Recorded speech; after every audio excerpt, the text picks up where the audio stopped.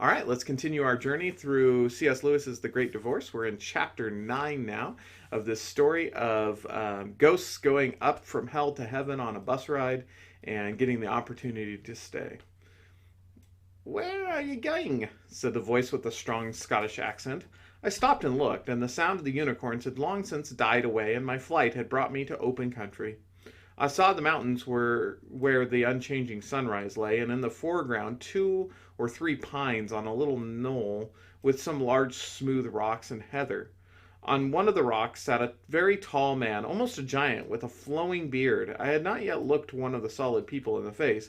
Now, when I did so, I discovered that one sees them with a kind of double vision. He was an enthroned and shining god whose ageless spirit weighed upon mine like a burden of solid gold.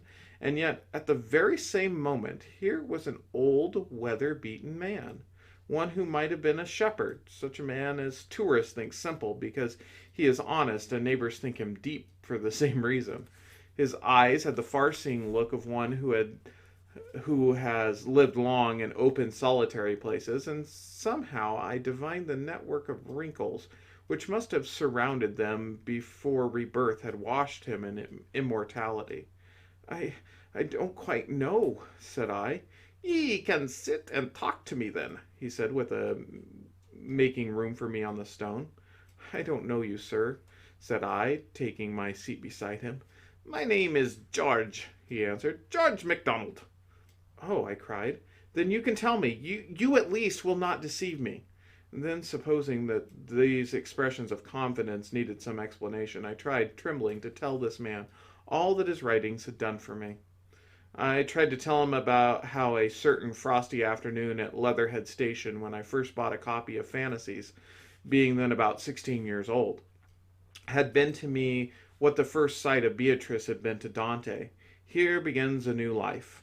I started to confess how long that life had delayed in the region of imagination, merely how slowly and reluctantly I had come to admit that his Christendom had more than an accidental connection with it, how hard I had tried not to see that the true name of the quality which first met me in his books is holiness. He laid his hand on mine and stopped me. Son, he said, your love, all love, is of inexpressible value to me, but it may save precious time. Here he suddenly looked very Scotch. If I inform ye that I am already well acquainted with the biographical details, in fact, I have noticed that your memory misleads you in 1 or 2 particulars. Oh, said I, and became still. Ye have started, said my teacher, to talk of something more profitable. Sir, said I had almost forgotten it, and I have no anxiety about the answer now, though I still have curiosity. It is about these ghosts. Do any of them stay? Can they stay? Is any real choice offered to them? How do they come to be here? Did ye ever hear of the refrigerant? A man with your advantages might have read of it in Purgatory, not to mention Jeremy Taylor. The name is familiar, sir, but I'm afraid I've forgotten what it means. It means that the damned have holidays. Excursions, ye understand. Excursions to this country? For those that will take them, of course. Most of the silly creatures don't. They prefer taking trips back to Earth. They go and play tricks on the poor daft women ye call mediums. They go and try to assert their ownership of some house that once belonged to them. And then ye get what's called a haunting. Or they go to spy on their children, or literary ghosts hang about the public libraries to see if anyone's still reading their books. But if they come here, they can really stay?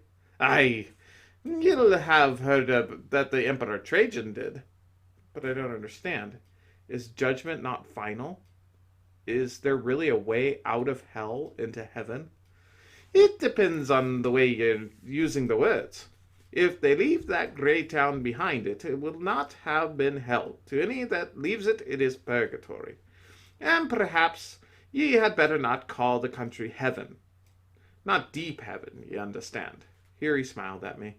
Ye can call it the valley of the shadow of life. And yet to those who stay here, it will have been heaven from the first. And ye can call these the sad streets in the town yonder, the valley of the shadow of death. But to those who remain there, they will have been hell even from the beginning. I suppose he saw that I looked puzzled, for presently he spoke again. Son, he said, ye cannot in your present state understand eternity. When Anandos looked through the door of the timeless, he brought me no message back, but ye can get some likeness of it. Ye say that both good and evil, when they are fully grown, become retrospective. Not only this valley, but all these earthly past will have been heaven to those who are saved. Not only the twilight in that town, but all their life on earth too, will then be seen by the damned to have been hell. That is what mortals misunderstand. They say for some temporal suffering, no future bliss can make up for it, not knowing that heaven, once attained, will work backwards and turn even that agony into glory. And of some sinful pleasure they say, let me but have this, and I'll take the consequences, little dreaming of how damnation will spread back and back into the past and contaminate the pleasure of the sin. Both processes begin even before death. The good man's past begins to change so that his forgiven sins and remembered sorrows take on the quality of heaven. The bad man's past already conforms to his badness and is filled only with dreariness. And that is why, at the end of all things, when the sun rises here and the twilight turns to blackness down there, the blessed will say, we have never lived anywhere except in heaven, and the lost, we were always in hell. And both will speak truly. Is not that very hard, sir? I mean, that is the real sense of what they will say. In the actual language of the lost, the words will be different, of no doubt. One will say he has always served the country right or wrong, and another that he has sacrificed everything as his art, and some that they never have been taken in, and some that, thank God, they've always looked after number one, and nearly all that at least they had been true to themselves. And the saved? Ah, the saved. What happens to them is the best described as the opposite of a mirage. What seemed when they entered it to be the veil of misery turns out when they look back to have been a well, and where present experience saw only salt deserts, memory truthfully records the pools were full of water. Then those people are right who say that heaven and hell are only a state of mind? Hush, he said sternly. Do not blaspheme. Hell is a state of mind. Ye never said a truer word, and every state of mind left to itself, even shutting up of the creature when in the judgment of his own mind, is in the end hell. But heaven is not a state of mind. Heaven is a reality itself. All that is fully real is heavenly, for all that can be shaken will be shaken, and only the unshakable remains. But there's real choice after death? My Roman Catholic friends would be surprised, for to them souls in purgatory are already saved, and my Protestant friends would like it no better, for they'd say that the tree lies as it falls. They're both right, maybe. Do not fash yourself with such questions. Ye cannot fully understand the relations of choice and time till you are beyond both, and ye were not brought here to study such curiosities. What concerns you is the nature of the choice itself, and that ye can watch the making. Well, sir, said I, that also needs explaining. What do they choose, these souls who go back? I have yet seen no others, and how can they choose it? Milton was right, said my teacher. The choice of every lost soul can be expressed in the words, better reign in hell than serve in heaven. There is always something they insist on keeping, even at the price of misery. There is always something they prefer to joy, that is, to reality. You see, it is easily enough in a spoiled child that would sooner miss its play and its supper than say it was sorry to and be friends. You call it the sulks, but in adult life it has 100 fine names. Achilles' wrath, Coriolanus' grandeur, revenge and injured merit, and self-respect and tragic greatness and proper pride, then is no one lost through the undignified vices, sir?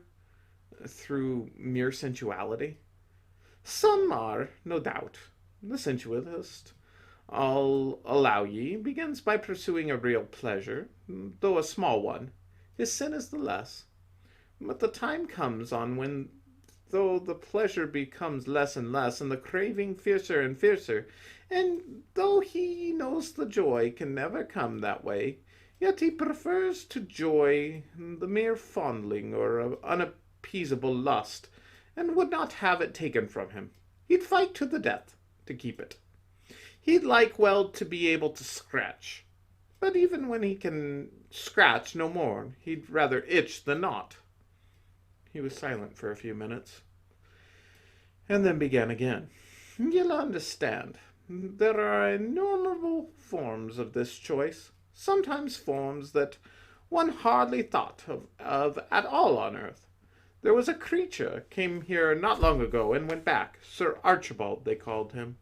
In his earthly life, he had been interested in nothing but survival.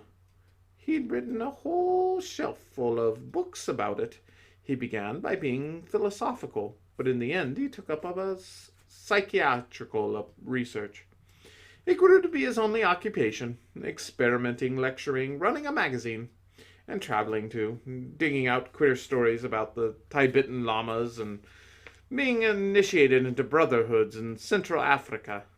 Proofs and then more proofs again were what he wanted. It drove him mad if ever he saw anyone taking an interest in anything else. He got into trouble during one of your wars by running up and down the country telling them not to fight because it wasted a lot of money that ought to be spent on research. Well, in good time the poor creature died and came here, and there was no power in the universe would have prevented him staying and going on to the mountains. But do you think that did him any good? This country was no use to him at all. Everyone here had survived already. Nobody took the least interest in the question. There was nothing more to prove. His occupation was clean gone. Of course, if he would have only have admitted that he'd mistaken the means of the end and had a good laugh at himself, he would have begun all over again like a little child and entered into joy. But he would not do that. He cared nothing about joy. In the end, he went away. How fantastic, said I. Do you think so? Said the teacher with a piercing glance. It is nearer to such a thing than you think. There have been men before now who got so interested in proving the existence of God that they came to care nothing for God himself, as if the good Lord had nothing to do but exist. There had been some who were so occupied in spreading Christianity that they never gave a thought to Christ. Man, ye can see it in smaller matters. Did ye never know a lover of books that was with all the first editions and signed copies and lost the power to read them? Or an organizer of charities that had lost all love for the poor? It is the subtlest of all snares. And we're going to stop there in the middle of chapter 9. And I apologize for my accent. I am terrible at Scottish. See you next week.